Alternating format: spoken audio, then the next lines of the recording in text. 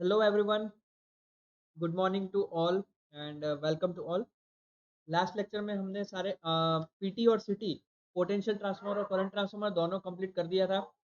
Potential transformer और current transformer का lecture अगर किसी ने नहीं देखा तो प्लीज जाके पहले वो वीडियो देख लीजिएगा। मैं इसकी लिंक आपको आई बटन में प्रोवाइड करवा दूंगा। ओके, नाउ आज का टॉपिक है हमारा पावर फैक्टर मीटर। किसी भी जगह पे हमारा पावर फैक्टर जरूरी है और पावर फैक्टर की रेंज क्या होनी चाहिए, आप कितनी कितनी परमिसिबल करते हैं। 0.8 0.75 से लेके 0.95 या फिर 1 तक इतनी आपकी अवेलेबिलिटी होनी चाहिए। किसी भी जगह पे किसी भी सर्किट की पावर फैक्टर आपको इतना होना ही चाहिए। अब पावर फैक्टर होता क्या है, सबसे पहला तो पावर फैक्टर को आप डिफाइन कैसे करते हैं। पावर फैक्टर को डिफाइन करने के लिए आप कह सकते हैं, दो डेफिनेशन में आप कह सकते हैं। Angle, cosine angle between voltage and current. ठीक है, वोल्टेज और करंट के बीच का जो कॉस एंगल है, कोसाइन एंगल है, उसे आप लोग पावर फैक्टर कहते हैं। या फिर आप कह सकते हैं रेशियो ऑफ ट्रू पावर और एपरेंट पावर। यानी ट्रू पावर और एपरेंट पावर का अगर हम लोग रेशियो लेते हैं तो हमारा पावर फैक्टर आ जाता है। और ये जो पावर फैक्टर मेजर करने के लिए हमारे पास जो इंस्ट्रूमेंट अवेलेबल है उसे हम लोग पावर फैक्टर मीटर कहते हैं। वही पावर फैक्टर मीटर आज हमारा टॉपिक है। तो पावर फैक्टर मीटर होता क्या है, सबसे पहले तो ये बात, पावर फैक्टर मीटर आपका पावर फैक्टर मेजर के लिए यूज होता है। और उसकी फिगर आपको यहाँ पे, उसकी अरेंजमेंट आपको यहाँ पे दी गई है। अगर हम लोग ट्रू पावर को फाइंड आउट करें तो ट्रू पावर हमारा किस तरीके से फाइंड आउट होगा, वो हमारा फाइंड आउट होगा with the use of watt meter. ये देखिए यहाँ पे आपको दे रखी है ML V1 और V2। ये आपका वॉट मीटर है। ठीक है, जो आपको ट्रू पावर मेजर करके देगा। और यहाँ पे उसके अलावा सर्किट में आपका वोल्ट मीटर और ए मीटर भी कनेक्टेड है, जिसका हम लोग प्रोडक्ट करके हम लोग एपरेंट पावर निकालेंगे। ओके, तो लोड के अक्रॉस अगर हमारी फिगर को हम लोग कंसीडर करें तो लोड के अक्रॉस अगर हमें पावर फैक्टर को फाइंड आउट करना है तो हम लोग क्या करेंगे, वॉट मीटर कनेक्ट करेंगे, ए मीटर कनेक्ट करेंगे और वोल्ट मीटर कनेक्ट करेंगे और तीनों के रीडिंग लेंगे। रीडिंग में हमारा जो वॉट मीटर है वो हमारा ट्रू पावर देगा। ए मीटर और जो वोल्ट मीटर है उसका जो प्रोडक्ट है वो आपको एपरेंट पावर देगा। और उन दोनों का, वो ट्रू पावर और एपरेंट पावर का अगर हम लोग रेशियो लेंगे तो हमें पावर फैक्टर मिल जाएगा। पावर फैक्टर मीटर जो होता है इसके अंदर आपकी दो सर्किट होती है, एक आती है आपकी करंट सर्किट और एक होती है आपकी प्रेशर सर्किट। देखिए, पावर फैक्टर में आपकी दो सर्किट होती है, करंट सर्किट और प्रेशर सर्किट। जो करंट सर्किट होती है वो लोड का टोटल करंट या फिर जो लोड में से करंट आपका फ्रैक्शन में जा रहा है, जिसका पावर फैक्टर आपको मेजर करना है, उसको मेजर करती है। और जो प्रेशर सर्किट होती है वो दो पैरेलल सर्किट में डिवाइड होती है। एक होती है आपकी नॉन इंडक्टिव टाइप और एक होती है आपकी इंडक्टिव टाइप। ठीक है, और जो डिफ्लेक्शन है आपका इंस्ट्रूमेंट का, वो किस पे डिपेंड रहता है, वो डिपेंड रहता है आपके फेज डिफरेंस पे। जिसमें जो आपका लोड करंट आपका फ्लो हो रहा है उसके फेज डिफरेंस पे आपका इंस्ट्रूमेंट का जो डिफ्लेक्शन है वो आपका डिपेंड रहता है। यहाँ पे आपका करंट दो ब्रांचेस में, मतलब प्रेशर सर्किट की दो ब्रांचेस में डिवाइड होता है। जो हमारा पावर फैक्टर कहलाता है लोड का। अब हमारे पास कुछ पावर फैक्टर मीटर के आपके पास टाइप है। एक है आपका डायनेमोमीटर टाइप और एक है आपका मूविंग आयरन टाइप। सिंपल, जो डायनेमोमीटर टाइप का हमारा वॉट मीटर था, फिर हमारा डायनेमोमीटर टाइप हमारा वॉल्ट मीटर था, सब ये जो था हमारा उसके उसके जैसा ही आपका dynamometer type power factor meter है। तो यहाँ पे हमारे पास single phase dynamometer type power factor meter है, जिसका वर्किंग प्रिंसिपल हमारा वॉट मीटर, जो हमारा डायनेमोमीटर वॉट मीटर था उसका जो हमारा प्रिंसिपल था वो सेम प्रिंसिपल पे हमारा पावर फैक्टर मीटर हमारा वर्क करता है। हमारे पास दो सर्किट होती है इसके अंदर, ये तो मैंने आपको ऊपर बता दिया है कि एक करंट सर्किट होती है, एक प्रेशर सर्किट होती है। करंट सर्किट जो होती है आपकी वो दो फिक्स कॉइल की बनी होती है। जो सी है आपकी, यहाँ पे ऊपर देखिए, ऊपर पे आपका जो सी है, यानी ये जो वी है, करंट कॉइल है, करंट कॉइल। ये ऊपर वाली एमएल, एमएल जो पार्ट है वो एमएल वाला पार्ट आपका सीरीज में कनेक्ट होता है विद द लोड और लोड करंट को कैरी करता है। लेकिन प्रेशर कॉइल जो होता है, जो यहाँ पे आपको दी गई है V1 और V2, जो प्रेशर कॉइल होता है जिसके हम लोग P1 और P2 नाम देते हैं, यहाँ फिगर में आपको V1 और V2 दे रखा है, तो वो आपकी क्या होती है, वो आपकी फाइन वायर के साथ आपकी सेम स्पिंडल पे कनेक्टेड होती है और वो दोनों एक दूसरे के 90 डिग्री अपार्ट होते हैं। ठीक है, अगर हम लोग अगर single phase dynamometer type wattmeter को फिगर देखें तो कुछ इस तरीके की हम लोग को दिखेगी। ये आपकी कुछ करंट कॉइल है, ये वाली, ये जो सी आपको ये वाली जो लाइनें दिख रही है आपको, ये करंट कॉइल है आपकी, और ये जो है आपकी वो प्रेशर कॉइल है। ये देखिए एक प्रेशर कॉइल दूसरे प्रेशर कॉइल के साथ 90 डिग्री अपार्ट है। ओके, प्रेशर कॉइल जो P1 है आपकी, वो आपके सप्लाई के अक्रॉस कनेक्टेड है through the non inductive resistive reactance. ठीक है, P1 जो है आपकी वो R के साथ कनेक्टेड है, ये आपका नॉन इंडक्टिव रेजिस्टेंस है। और जो प्रेशर कॉइल है यानी जो दूसरी कॉइल है आपकी P2, वो आपकी सप्लाई के साथ कनेक्टेड है थ्रू द इंडक्टेंस। ये देखिए फिगर में आपको दिख रहा है, ये इंडक्टेंस के साथ दूसरी सीरीज दूसरी कनेक्टेड है। ठीक है, ये आपका दूसरी कॉइल P2 है। जो वैल्यू है रेजिस्टेंस की और इंडक्टेंस की, उसको ऐसे ही सिलेक्ट की जाती है कि नॉर्मल फ्रीक्वेंसी के लिए जो करंट है दोनों प्रेशर कॉइल यानी P1 और P2 में, दोनों में आपका करंट सेम हो at the normal frequency.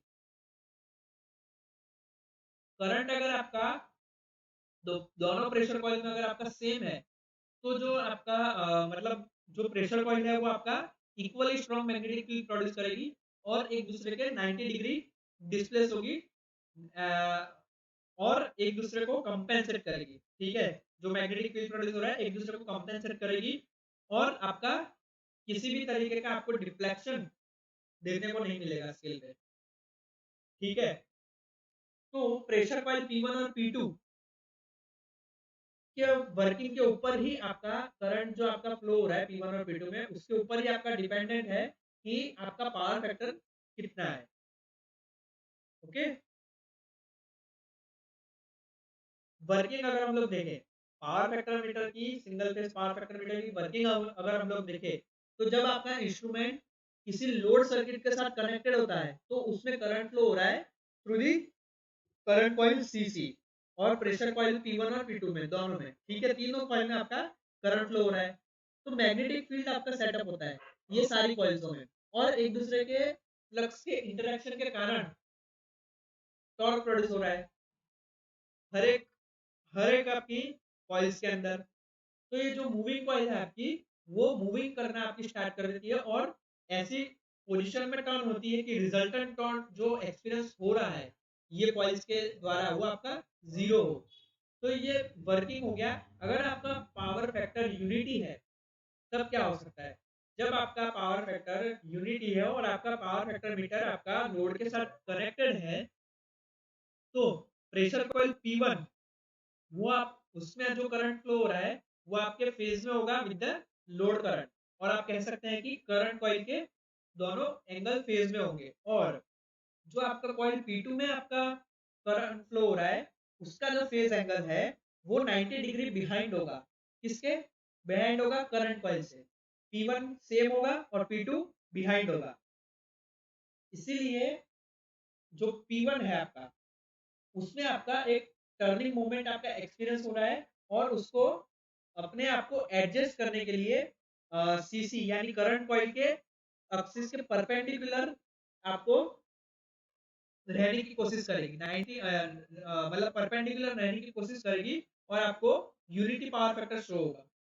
Okay, lagging power factor अगर होता है जब भी आपका कोई इंस्ट्रूमेंट किसी ऐसी लोड सर्किट के साथ इसी लोड सर्किट के साथ कनेक्टेड होता है जिसका पावर पावर फैक्टर लैगिंग हो रहा है, तो ये केस में क्या होगा कि दोनों जो प्रेशर कॉइल है P1 और P2 वो एक दूसरे के अपोजिट टर्निंग मोमेंट को एक्सपीरियंस करेगी, और उसकी जो डायरेक्शन है मतलब टॉर्क की जो डायरेक्शन है वो P1 और P2 में एक दूसरे से अपोजिट होगी।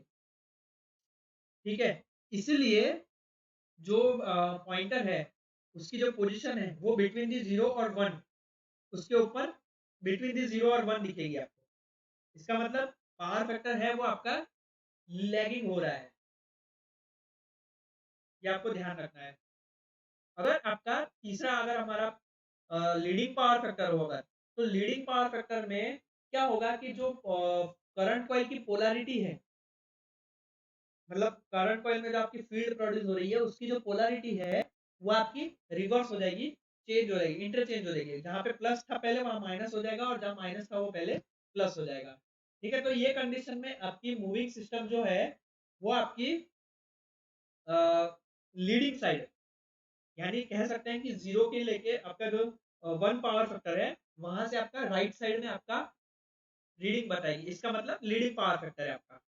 ठीक है, अगर आपका लेफ्ट साइड में बताती है तो आपका लैगिंग पावर फैक्टर है, राइट साइड में बताती है तो आपका लीडिंग पावर फैक्टर है। दूसरा है हमारा moving iron type power factor metre. Moving iron type power factor metre की अगर हम लोग बात करें तो लोड लोड का जो पावर फैक्टर होता है उसको मेजर करने के लिए हम लोग पावर फैक्टर का मीटर का यूज करते हैं, ये तो आपको पता ही है। तो जो हमारा three phase moving iron power factor metre होता है वो हमारा थ्री फेज सप्लाई के लिए यूज होता है। थ्री फेज सप्लाई में अगर हमको पावर फैक्टर मीटर मतलब पावर फैक्टर फाइंड करना है तो हम लोग moving iron type power factor metre का यूज करते हैं। इसमें क्या होता है, आपकी तीन कॉइल होती है A1 A2 A3 जो एक दूसरे से 120 डिग्री इलेक्ट्रिकली अपार्ट है। ये देखिए A1 ये आपका A2 हो गया और ये आपका A3 है, तीनों कॉइल आपकी 120 डिग्री अपार्ट है एक दूसरे से। और इसे हम लोग तीनों को सप्लाई देते हैं with the help of city. तीनों फेज पे एक एक कॉइल आपकी कनेक्टेड है और इसे हम लोग सप्लाई दे रहे हैं with the help of city. Current transformer से हम लोग इसे सप्लाई प्रोवाइड कर रहे हैं। और ए और बी मतलब सॉरी ए और बी नहीं, और जो कॉइल बी होती है वो आपकी सेंटर पे प्लेस की जाती है across the two line to the series resistance. ठीक है, सीरीज रेजिस्टेंस का यूज करके हम लोग यहाँ पे कॉइल बी को सेंटर में रखते हैं। और ये जो कॉइल बी होती है वो आपकी सॉफ्ट आयरन पीस की बनी होती है और I1 और I2 स्पिंडल एक दूसरे के साथ अटैच होते हैं। ओके, जो डैम्पिंग वैन है आपकी वो आपकी, देखिए मैं बताता हूँ आपको, ये देखिए ये आपकी I1 और I2 है जो आपकी कॉइल बी के साथ connected, inside the coil B है आपका, और एक सॉफ्ट आयरन पीस के साथ कनेक्टेड है और ये पूरा एक स्पिंडल के ऊपर कनेक्टेड है। और जो डैम्पिंग वैन है आपकी, ये रही डैम्पिंग वैन जो आपको प्रोवाइड करती है डैम्पिंग टॉर्क। तो डैम्पिंग वैन जो है आपकी वो भी आपको स्पिंडल पे अटैच करनी है। और जो स्पिंडल है आपकी वो पॉइंटर भी कंसीडर करता है, पॉइंटर भी कंसिस्ट करता है विद द बैलेंस वेट। और यहाँ पे कोई कंट्रोलिंग टॉर्क के लिए कोई कंट्रोलिंग डिवाइस नहीं है अवेलेबल होता। इसलिए अगर आपका करंट फ्लो हो रहा है A1 A2 और A3 में से तो आपका रोटेटिंग मैग्नेटिक फील्ड आपका प्रोड्यूस होगा और कॉइल बी का कट होने के कारण कॉइल बी में आपका अल्टरनेटिंग फ्लक्स प्रोड्यूस होगा। यहाँ पे जो आपका रोटेशन है, कॉइल बी का जो रोटेशन है वो आपका कंटिन्यूसली नहीं है, क्योंकि जो आपका रोटेशन है कॉइल बी का वो आपका किस पे डिसाइड होता है, आपका किस पे डिपेंडेंट होता है, जो फेज एंगल होता है वोल्टेज और करंट फैक्टर के उसके ऊपर डिपेंडेंट होता है। ये तो इस तरीके से हम लोग moving iron type power factor metre का यूज करके थ्री फेज सर्किट में पावर फैक्टर को मेजर कर सकते हैं। ओके, तो ये हमारा पावर फैक्टर मीटर कंप्लीट होता है जिसमें हमने सिंगल फेज में किस तरीके से मेजर करते हैं और थ्री फेज में किस तरीके से मेजर किया जाता है ये हमने कवर कर लिया। ओके, नेक्स्ट लेक्चर में जब हम लोग मिलेंगे तब